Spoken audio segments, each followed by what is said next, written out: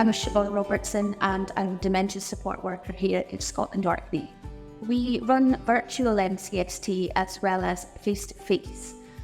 During our virtual MCST sessions, it's quite different because a lot of the sessions face-to-face follow a particular structure, which is quite difficult to do when you have various people in various places. So you use screen share quite a lot. I use a lot of online games and activities, things like Bing and Go. I use YouTube to find old music videos and things for people. We live in an archipelago of many islands that are connected not by tunnels or bridges, but by ferries. So by the very nature of where we live, we are an isolated community. And trying to reach people is really difficult.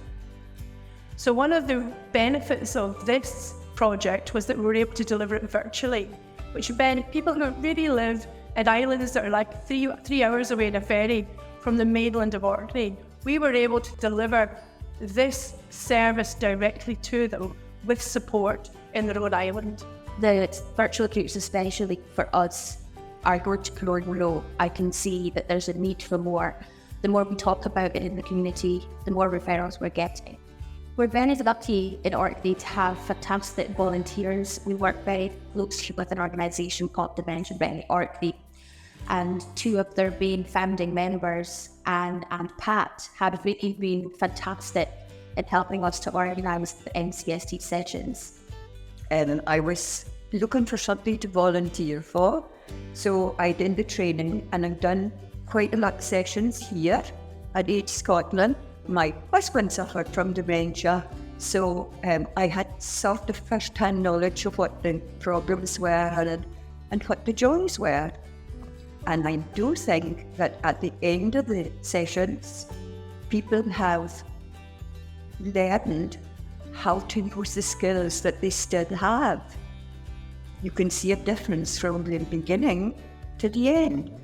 In Orkney, the stigma really does affect the way that people access support.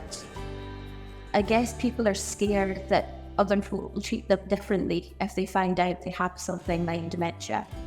So rather than try and get support, they would just hide or mask their symptoms as long as they can. And at that point, sometimes it's quite late on in their dementia journey and they've missed out on a lot of really key information and key supports.